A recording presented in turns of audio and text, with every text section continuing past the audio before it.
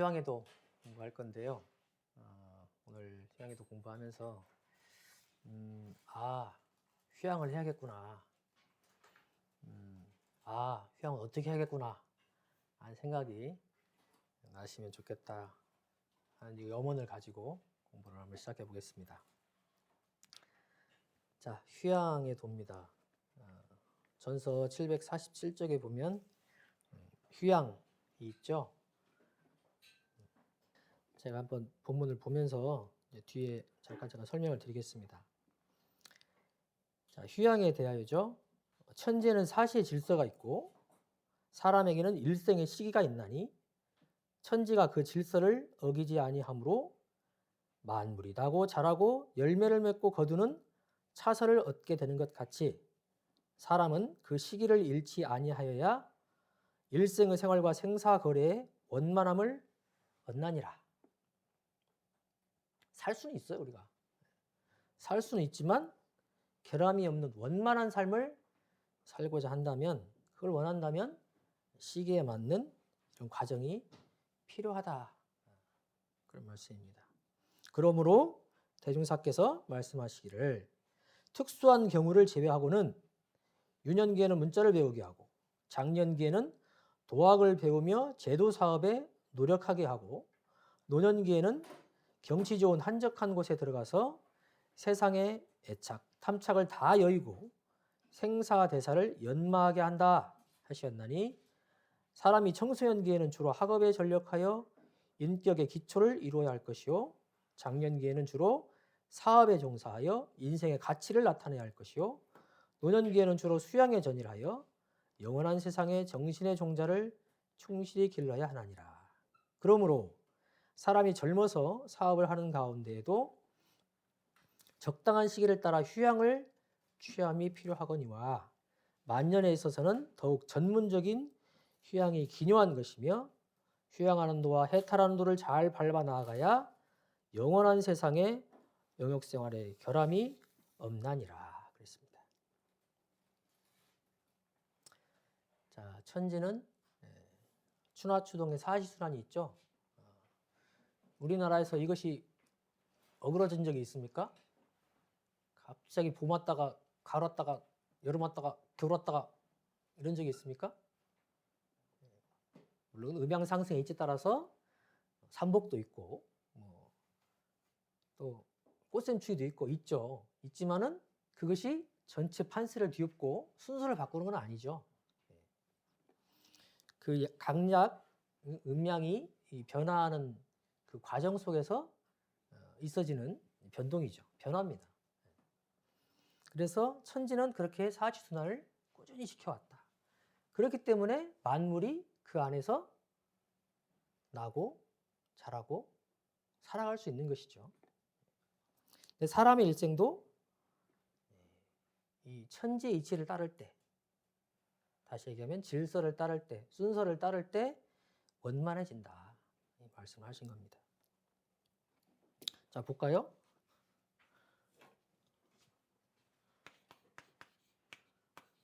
자, 우리가 태어났습니다. 좀 오래 살아야 되니까 여기까지 쓸까요? 자, 오래 살아야 되니까. 자, 태어나면 죽죠. 쭉 태어나면 뭐가 있는가? 본문의 내용에 뭐가 있었습니까? 새로운 시기, 유년기가 있었죠.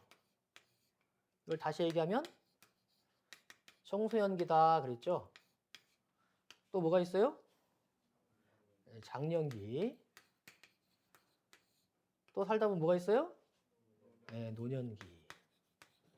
그리고 죽음으로 가죠. 여기는 이제 여기서는 휴양기라고 얘기할 수도 있겠습니다.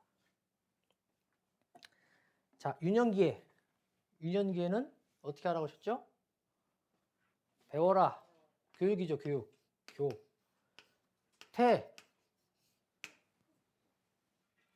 뭐요? 교육의 세 가지 뭐예요? 태교, 유교, 통교. 장년기에는 뭘 배우죠?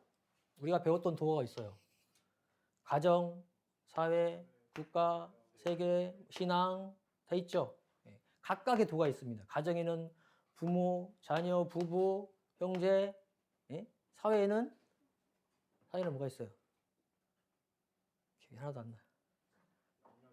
예. 남녀노소, 강약, 공중, 그러죠? 예. 또 사회, 신앙에는 뭐가 있어요? 신앙에도, 신자에도, 그러죠. 예.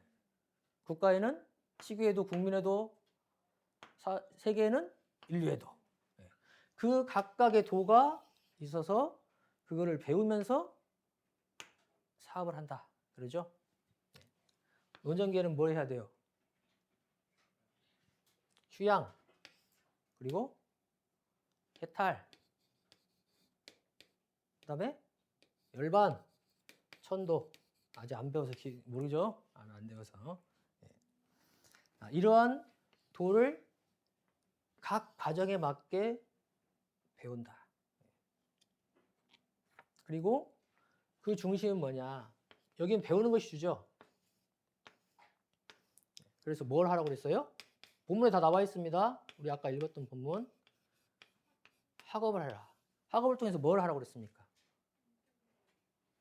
인격의 기초를 이루어라. 그랬죠? 장년기는 뭘 하라고 그랬죠? 사업을 해라.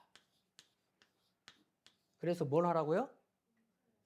인생의 가치를 나타내라. 휴양기에는요, 뭐라고 그랬습니까? 수양을 통해서 뭘 하라고요? 정신의 종자를 길러라.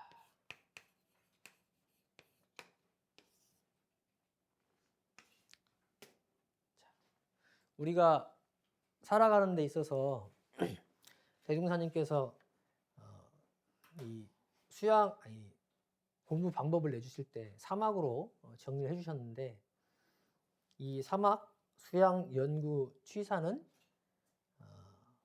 언제 하는 거예요? 일생을 통해 하는 거죠. 일생을 통해서. 태어나면서부터 하는 겁니다. 뱃속에서부터 해요. 온전하지 않을 뿐이지. 자, 그 사막을 각각에서 하는 데 있어서 여기는 뭘 위주로 한 사막일까요? 수양 연구 취사 중에 뭐가 중심일까요? 연구지, 연구. 그죠?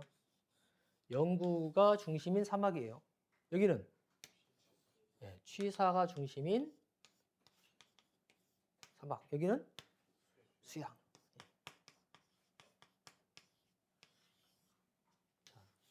우리가 인생을 살아가는 데 있어서 사막을 떠날 수는 없죠.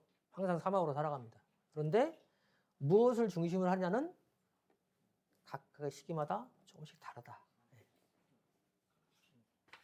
이때는 배울 때잖아요. 배울 때는 연구 위주로. 그렇죠? 이때도 수양 취사가 없는 게 아니죠. 있습니다. 있지만 연구 위주. 장년기에는 움직여야 돼요. 활동하고 사업을 벌여야죠. 그래서 취사 위주 대 수양과 연구가 함께하는 사막. 이 노년기 휴양기에는 뭐예요? 수양.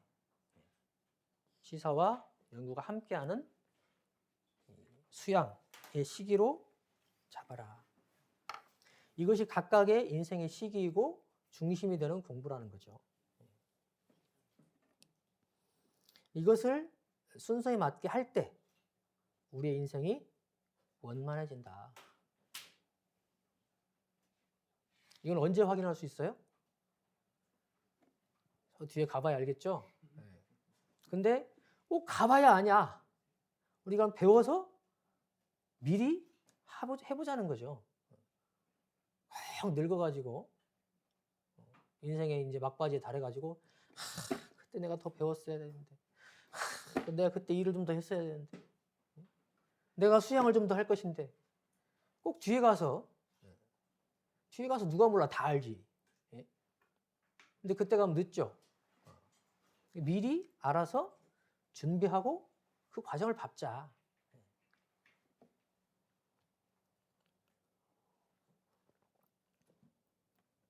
다만 특수한 경우를 제외하고는 그렇습니다. 특수한 경우. 특수한 경우를 제외하고는 이 순서를 밟아서 해라. 우리 교당에도 근데 이 순서를 배웠음에도 불구하고 막 이렇게 달리는 분들이 있어요. 특히 이제 오늘 휴양 얘기니까 노년기에 당에서는 뭘 하라고 그러셨죠? 수양을 해야 돼요. 그러면 일을 줄여야 되거든. 근데 나는 다 해야겠다. 사회에서 여러분들은 그런 거 보시면 어떤 생각이 드세요? 막 이제 나이가 많으신 할아버지 할머니인데 막 일을 막 열심히 해요. 막 여기도 저기도 다니면서 막 의욕적으로 활동해. 젊은이처럼. 그런 모습을 보면 어떤 생각이 드세요? 참 인생을 저렇게 열정적으로 사시니까 참 좋다. 네? 그래 나도 늙어서 저렇게 해야지. 그런 생각이 드세요?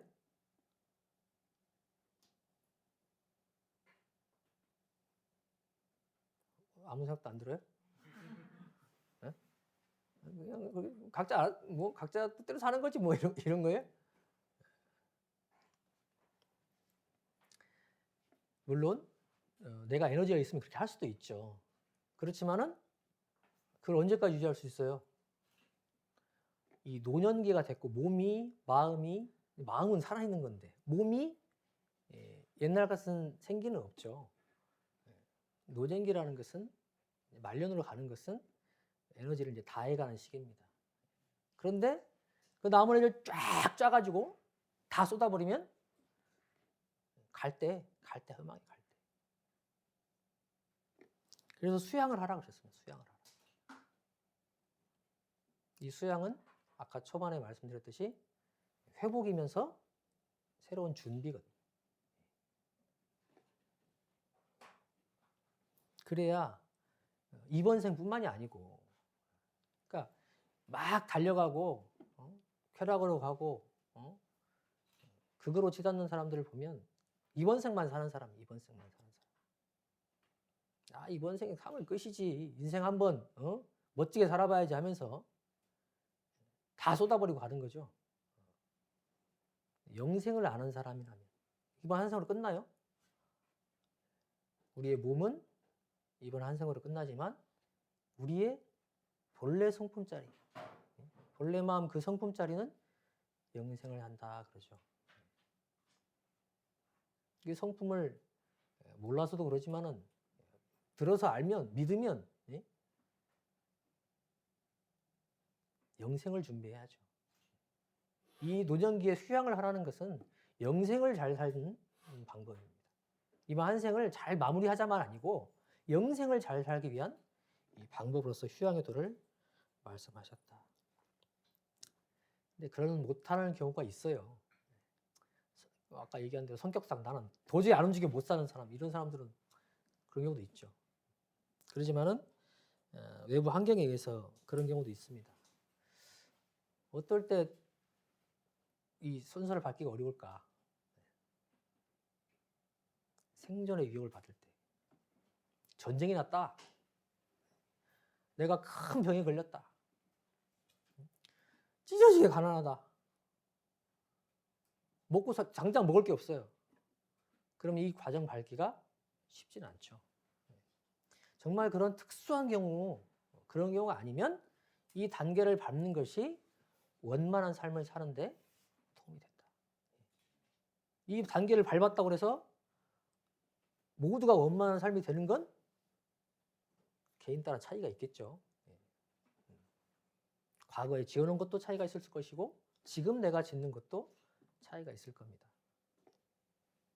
그러나 대체적으로는 이러한 과정을 밟아갈 때 우리가 영원한 세상에 원만한 삶을 어느 정도 길을 잡고 갈 수가 있다.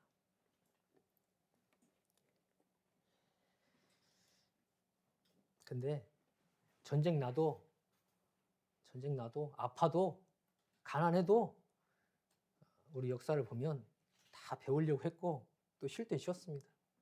한국 전쟁 났을 때 그렇게 쫓겨가면서 금방 밀려 내려갔죠. 그러니까 학교가 다 중지됐어요. 그런데 어떻게 했어요? 천막 치고 배웠어요. 거기서. 쫓겨가면서 계속 학교가 없어져 계속. 나중에 부산 가니까 학교가 막 생겨가지고 거기서 아이들을 대상으로 선생님들이 가르쳤습니다. 아이들은 배우려고 어떻게든 배우려고 거기를 찾아갔고 부모님들은 정말 먹을 것이 없죠. 전쟁통에 먹을 게 얼마나 있겠어요. 그럼에도 불구하고 가르치려고 보냈습니다. 거기. 본능적으로 경험적으로 아는 거죠. 아, 배워야 삶이 원만하다. 배워야 잘 산다.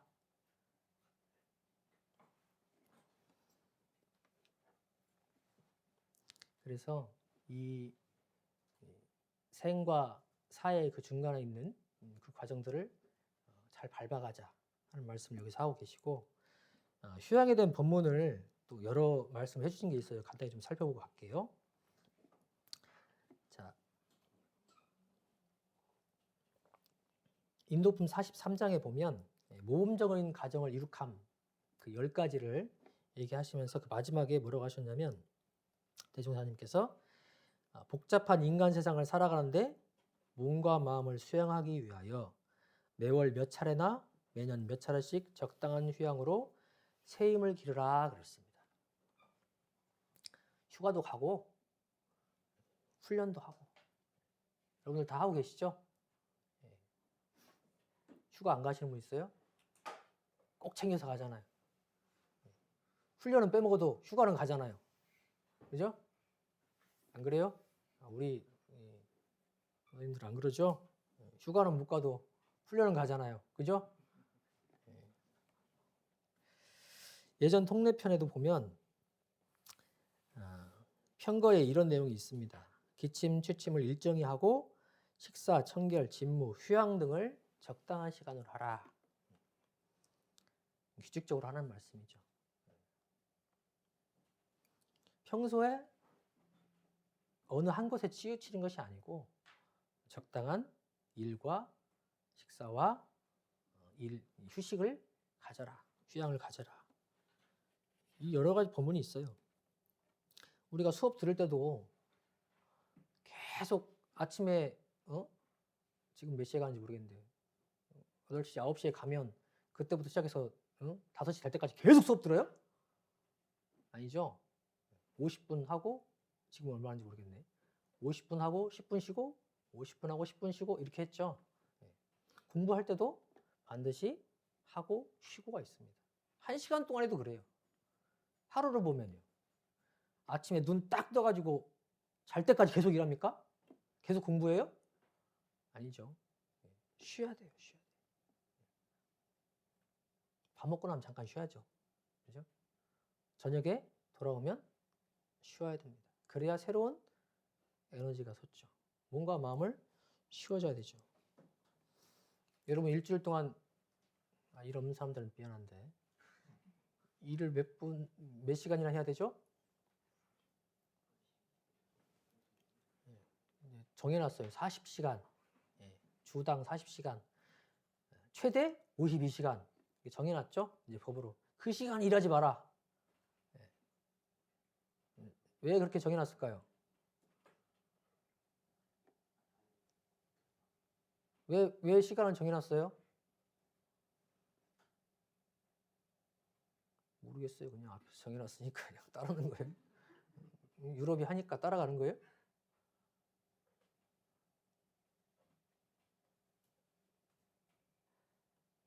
이제 균형을 잡아가는 거예요.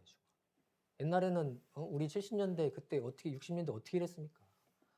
14시간, 15시간 밥 먹고 잠자는 시간 빼고 다 일했어요. 그러니까 그렇게 많이 죽어나가죠. 많이 죽었습니다. 그때. 그리고 그분들의 투쟁으로 우리가 지금 사실 이 행복을 누리고 있는 거예요.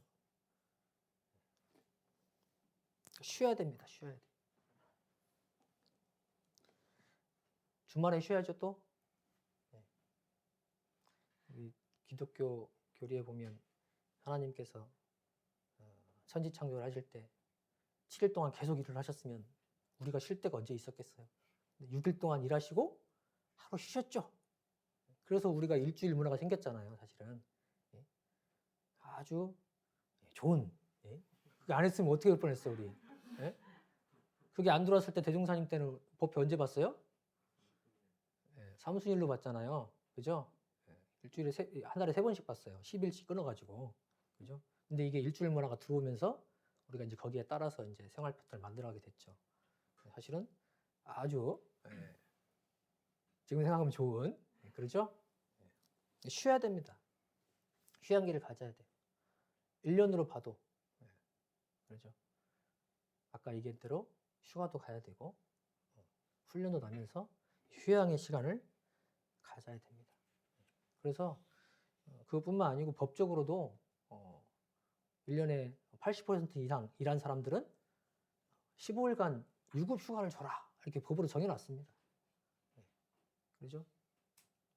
그래서 그게 권리예요, 권리.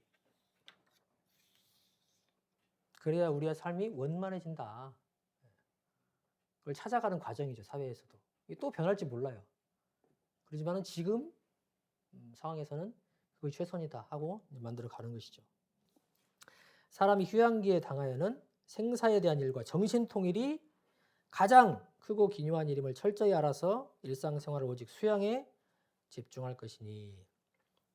여기서는 이제 엄불계 휴양은 몸과 마음을 쉬는 것도 있지만 수양으로 결국 귀결되는 말씀을 해놓으셨습니다. 그래서 휴양, 여기서 수양 비슷하게 생각하시면 될 것 같아요. 휴양의 도는 첫째, 눈에 보이지 않는 일을 기어이 보려 하지 말 것이요. 연관돼서 둘째는 귀에 들리지 않는 일을 기어이 들으려 하지 말 것이요. 자, 우리 몸에 6가지 감각기관이 있죠. 뭐가 있죠? 눈, 귀, 코, 입, 몸, 마음 이렇게 있다. 육근이라고 그러죠. 그 중에 대표적인 수집기관이 어디예요? 정보 수집을 어디서 합니까? 눈과 귀로 하죠. 네, 눈과 귀로 합니다. 이게 80% 이상이에요. 눈 감고 귀 막아보세요. 여러분들이 접할 수 있는 정보가 얼마나 되는가. 처음부터 그렇게 내가 다 막고 익숙해지면 이제 막 몸으로도 느끼고 한다고 해요. 그런데 여러분들 지금 잘 쓰던 거 눈과 귀 막아버리면 별로 얻을 게 별로 없죠. 그래서 우리가 집중하라 할 때 어떻게 해요? 눈을 크게 떠라. 귀를 쫑긋 기울여라. 그러죠? 입을 크게 벌려라. 코를 벌렁거려 이렇게 안 하잖아요. 눈, 귀가 그렇게 많은 정보를 수집하는 이 기관이 됩니다. 그래서 우리가 눈 뜨고 귀만 열고 있어도 온갖 정보가 들어와요. 내 마음을 기쁘게도 하고 슬프게도 하고 거슬리기도 하고 온갖 경계를 일으키죠. 근데 가만히 있어도 그렇게 들어와요. 가만히 있어도. 그런데 굳이 잘 안 보이는데, 잘 안 들리는데 넘어서 보고 가까이 가서 조용히 듣고 그렇게 하지 마라. 자, 셋째 볼게요. 셋째는 설사 보이고 들리는 일이라도 나에게 관계없는 일을 기어이 간섭하지 말 것이요. 아까도 말씀드렸죠. 가만히 있어도 들린다니까요. 가만히 있어도 보여요. 그렇게 보여도 어떻게 하라고요? 나랑 관계가 없으면 간섭하지 마라. 이 무관사, 나한테 관계없는 일은 어떻게 하라고 했어요? 거기에 동하지 말라 하는 계문도 있죠. 장기나 바둑을 더 보신 분들은 아마 아실 건데 누가 제일 밉죠? 훈수 두는 사람. 뒤에 가면서 거기 놓으면 안 되는데? 뭐 놓으면 안 되는데? 이렇게 하면서 가죠. 그러면 잘 알려주던가 그 훈수 받을 사람은 아니면 상대편 어때요? 괜히 끼어들어가지고 밉잖아요. 그죠? 내가 누구랑 다투고 있을 때 누가 미워요? 이유도 모르면서 끼어들어가지고 옳다 그렇다 막 말리고 아는 척하고 나와 관계없는 일에 끼어들게 되면 그 사람과의 관계뿐만 아니고 내 마음도 요란하게 하고 경계에 들게 하는, 번뇌를 시성하게 하는 그런 원인이 됩니다. 수양에 아무 도움이 안 돼요. 그래서 이게 지금 휴양기에 특히 더 그런 겁니다. 평소에도 그래야 되지만 휴양기는 더 존절히 하고 관계없는 일에는 간섭을 하지 말고. 자, 넷째 보겠습니다. 넷째는 의식 용도를 자녀나 책임자에게 맡긴 후에는 대우의 후박을 마음에 두지 말 것이요. 자, 어떤 일에 권한이나 책임이나 이런 것을 후진에게 맡겼어요. 그러면 대우를 해주건 안 해주건 거기에 마음을 두지 말라. 따지지 마라. 그것은 그들의 할 바죠. 후진이 할 바예요. 내가 들어서 야, 나 왜 대우 안 해줘? 그것은 스스로 번뇌에 빠져들게 되는 일이 되는 거죠. 자, 다섯째는 젊은 시절에 지내던 일을 생각하여 스스로 한탄하는 생각을 두지 말 것이요.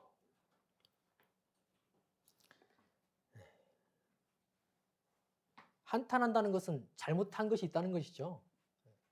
잘못한 것을 자책하고 한탄하면 그것이 과거에 있었던 일이 없어집니까? 스스로 괴롭게 할 뿐이죠. 내종사님 뭘 하라고 그러셨어요? 과거에 잘못한 일이 있으면 뭘 하라고 그러셨습니까? 참회를 해라. 참회는 한탄과 다릅니다. 참회는 어떻게 하는 겁니까? 사참과 이참으로 해라 그러셨죠? 사참은 뭐예요?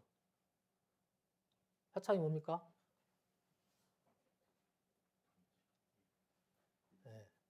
반성하는 거예요. 사과하는 거예요. 보상해 주는 겁니다. 잘못에 대해서 내가 정말 잘못했구나 하고 뉘우치고 그 사람한테 사과하고 또 그에 맞는 보상을 하고, 입으로만 씻는 게 아니고 마음으로만 혼자 내가 잘못했지 하고 끝나는 게 아니에요. 이참으로는 어떻게 해야 돼요? 내가 이 마음이 있지만 본래 마음자리, 그 자리에는 죄성이 없다. 비었다. 그것을 깨쳐라. 그래야 영원한 장래에 이 고에서 벗어날 수 있는 거죠. 그래서 젊은 시절에 지냈던 일을 생각하면서 한탄하지 말고 할 거면 참여하고 본래 그 빈자리를 비춰보는 것으로 수양하라. 그런 말씀입니다. 여섯째는 재산이나 자녀나 그 밖에 관계 있는 일에 착심을 두지 말 것이요. 이제 관계 있는 일입니다. 관계 있는 일은 어떻게 해야 되냐? 관계 없는 일은 간섭하지 말라 그랬는데, 관계 있는 일, 재산이나 자녀, 그 밖에 관계 있는 일, 이게 뭐예요? 내가 일생을 살면서 나의 희망이었고, 나의 에너지원이었고, 나의 목적지였던, 그렇게 살아왔던 내 재산, 권세, 명예, 내 자녀, 또 내 배우자 등등, 거기에 어떻게 하라고요? 착 붙어 있으라고요? 착하지 말라고요. 그걸 뭐라 그럽니까? 애착, 탐착, 또 미움만 있으면 원착, 그러죠? 그 사랑하는 것들, 특별히 사랑했던 것들 또는 미워했던 것들, 그것에 착심을 두지 말라. 집착하지 말라. 그것에 대한 마음이 강하면 강할수록 수양은 멀어진다. 평소에도 놓으려고 연습을 해야 되는데 휴양기에는 특히 더 놓아야 된다. 놓으려고 해야 된다. 그래서 눈에 멀어지면 조금 덜 생각나고 그러잖아요. 그래서 휴양기에는 한적한 곳에 들어가서 수양을 해라. 이런 말씀이 본문에 있죠. 앞에 읽었던 그 내용이 있습니다. 그래서 휴양기에는 좀 특별하게 그런 장소나 이런 것을 가질 필요도 있습니다. 마음으로만 먹어서 되면 좋은데 그러지 않을 가능성이 있기 때문에 겸하면 좋겠다. 그리고 일곱째 보겠습니다. 일곱째는 과거나 현재에 원망스럽고 섭섭한 생각이 있으면 다 없을 것이요. 과거에 있었던 일 없앨 수 있습니까? 내가 과거로 가서 그걸 딱 지울 수 있어요? 아, 그렇게 안 해야지 하고 놓을 수 있어요? 타임머신이 개발되면 가서 조언을 해줄 수 있을지 모르겠지만 아직은 없어서 과거의 일을 지울 수는 없습니다. 그런데 생각은 있어요. 왜? 생각은 내 거거든요. 내 거거든. 없애는 방법은 여러 가지 있죠. 마음으로 내가 놓을 수도 있고 또 그 사람을 직접 만나서 섭섭했던 것은 풀을 수도 있고 그러죠. 그래서 열반을 당해서 그 천도품에도 그 본문이 있죠. 열반이 가까울 때는 어떻게 하라고요? 가서 풀어라. 내가 직접 못 갈 때는 오게 해서 풀어라. 그 말씀도 있죠. 그리고 또 인과를 봐서 아, 그것은 내가 잘못했구나 하고 놓을 수도 있는 것이고. 저도 한 10년 전쯤에 도저히 이해가 안 되는 일이 있어가지고 원망신호 나고 한 1, 2년 동안 그랬던 것 같아요. 근데 마음으로 한 게 아니고 막 말로 막 나오더라고. 계속 나와 막. 이거 안 해야지 했는데 막 나와요. 그래서 이게 내가 엄청나게 잡혀 있구나. 근데 한 3년쯤 지나니까 놓으려고 했어요. 내가 괴로우니까 놓으려고 하고 계속 하다 보니까 옅어지기도 하고 또 내가 모르는 면이 있었구나 하고 알게도 되고 풀어지는 것이 있더라고요. 그래서 놓고 해보니까 점점 놓아지더라고요. 일은 남아도 원망하거나 섭섭한 마음은 내가 놓을 수 있습니다. 내 생각이기 때문에. 이것은 의지로도 할 수 있지만 안 될 때는 우리가 수양의 방법을 그래서 해야 되는 겁니다. 이제 뒤에 그 얘기가 나오죠. 여덟째, 자기의 과거에 대한 시비에 끌리지 말 것이요. 시비죠. 못한 것만이 아니고 잘한 것, 그것도 있어요. 우리가 살다 보면 잘할 때도 있고 못할 때도 있잖아요. 그렇죠? 근데 시일이 지나면 어떻게 됩니까? 잘한 것은 더 포장이 돼가지고 정말 잘한 것으로, 못한 것은 어떻게 돼요? 못한 거 어떻게 돼요? 주로 잘 포장이 돼서 조금 덜 잘못한 것으로 이렇게 되죠, 보통. 갈수록 이렇게 더 잘못했다 이렇게 되는 사람은 별로 없어요. 괴로워서 못 살거든. 우리 뇌가 그렇게 잘 안 놔둡니다. 근데 뭐 그런 경우도 있어요. 그런데 잘한 거 잘못한 거에 끌리지 마라. 마치 내가 과거에 잘한 것이 있으면 그것이 나인 양. 내가 춘천에 여기 안암 오기 전에 춘천에 2년 동안 춘천교당에 살았었는데 그때 나름 열심히 살고 이렇게 재밌게 살았어요. 그러니까 그게 포장이 되는 거야, 점점. 그 주위에서도 그때 인연들이 그때가 좋았습니다. 만나면 막 그렇게 하면 포장이 막 돼. 그러니까 그때 내가 막 잘 사는 것 같고 그런 생각이 들더라고요. 근데 그게 나의 전부는 아니죠. 그 잘한 것에 끌리면 만약에 이제 그렇게만 했었는데 누가 야, 너 그때 힘들었지? 되게 너 별로 안 좋아 보였어. 이러면 어떻게 돼요? 마음이 이제. 나 잘 살았는데. 번뇌가 되거든요. 끌리지 말아야 돼. 또 어떤 사람 못한 것에 끌려가지고 내가 그때 그것 때문에 내가 이렇게 그것이 전체 나인 양. 이것도 놓아야 될 것이다. 시비에 끌리지 마라. 근데 이게 잘 안 될 때는 타력을 또 입어서 하는 것도 방법입니다. 아직도 우리 사회에서 이 정신적으로 어떤 트라우마나 어떤 과거의 그 기억에 의해서 내가 고통받고 있는 것을 병원을 가서 해결하려고 그러면 그걸 터부시하는 경향이 있는데 이제 그런 시대는 아닙니다. 교당에도 가끔 보면 그런 분들이 있어요. 이건 마음으로 해결할 수 없는 일인데 마음으로만 해결하려고 그래. 병원에 가 치료를 해야 될 경우가 있거든요. 근데 말하기 쉽지 않아요. 내가 무슨 정신병자냐 이렇게 생각을 해가지고. 그런데 내가 스스로 혼자 극복 못할 때는 때로는 병원의 도움, 의학의 도움을 받아야 되는 거예요. 여기서 이제 마음에 대한 얘기를 하고 있습니다. 스스로 끌리지 말 것이다. 자, 아홉째는 연불과 자선 공부를 더욱 부지런히 할 것이요. 연불교의 수양 방법 중에 가장 기본적이면서 효과적인 방법이 바로 연불과 좌선입니다. 그러니까 이 두 가지를 밝혀놓으신 거예요. 가장 기본적이면서 효과적인 방법이다. 세상에 얼마나 많은 수양의 방법들이 있습니까?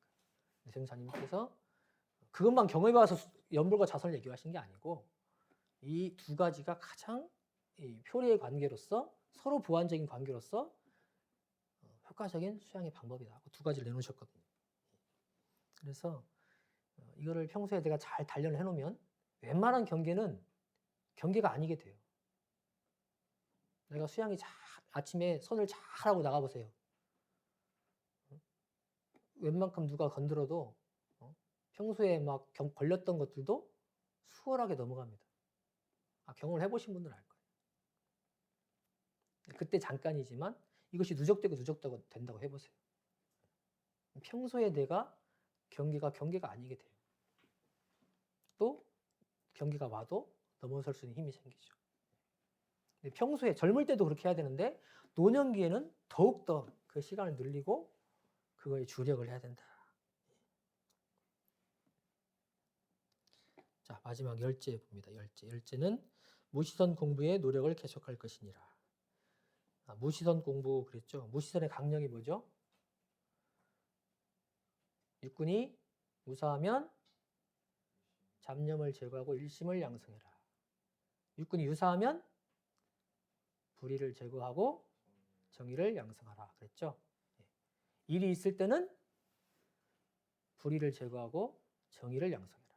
일이 없을 때는 잡념을 제거하고 일심을 양성해라. 이 표준을 잡고 지켜나가라. 무시선 공부가 사막의 총합이죠. 그래서 우리가 아까도 초반에 얘기했듯이 일생을 통해서 할 공부입니다. 그런데 이 노년기에는 무시선 공부를 물론 해야 돼요. 그렇지만 일을 막 만들면서 무시선 공부를 해야겠어요? 아니면 줄여가면서 해야겠어요? 일은 장년기 때 주로 많이 하고 노년기가 되고 휴양기가 당하면 줄여야 돼. 일이 없을 때를 만들어야 돼, 조금. 계속 일이 있을 때 하면서 무시선 공부만 따고 있으면 그 노년기에 하는 공부는 아니다. 일을 없게 하는 공부. 그러니까 어떻게 해야 돼요? 앞에 얘기했던 첫 번째부터 8번째까지 그 내용이 있죠? 그게 뭐예요? 그걸 지켜가면 일이 점점 줄어들어요. 그걸 다 내가 어겨보세요. 일이 막 쌓여요. 번뇌가 쌓이고. 그래서 이 앞에 거가 다 연관이 돼 있습니다.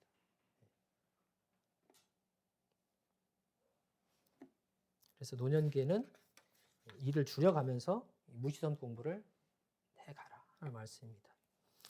이상 휴양의 도를 살펴봤는데 정리를 해보면 우리는 평소에도 휴양의 시기를 잘 잡아서 휴양을 해야 된다.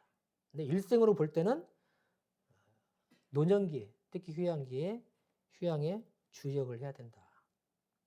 그래서 과거, 현재 통해서 일어나는 그 번뇌의 소재들을 놓고 멀리하고 수양의 큰 길인 연불과 좌선과 더 나아가서는 무시선 공부를 더욱 정진하고 그렇게 해서 이생을 빛내고 더 나아가서는 영생을 원만하게 살아갈 수 있는 그러한 휴양의 도를 우리가 지켜나가자.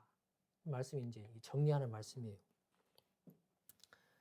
경주교 휴양은 언제 해야 돼요?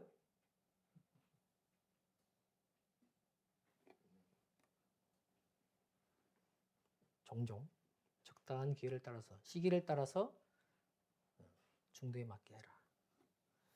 나이 드신 분이 없어가지고. 휴양은 언제 한다고요? 적당한 시기를 봐서 하고, 특히 노년기에. 노년기에 내가 당했다. 그러면 지금 해야 되는 거예요. 지금. 자, 이 법문은 나를 들여다보는 법문입니다. 내가 노년기가 아니면 언제 하란 얘기예요? 난 노년기가 아니니까 휴양에도는 필요 없겠네? 왜요? 아니, 적당한 시기를 따라서 잘 쉬어라. 잘 쉬어라. 내가 노년기에 당했다 그러면 지금 내가 휴양에, 수양에 주력할 때구나 하고 알고 그 시간을 늘리고 정진해야죠. 그게 공부 잘하는 사람이에요. 나는 해당 안 되니까. 누가 들어야겠네가 아니죠. 철저하게 이기적으로 나를 살피는 공부를 해야 나에게 적용이 되고 내 삶이 개선이 됩니다. 마치겠습니다. 감사합니다.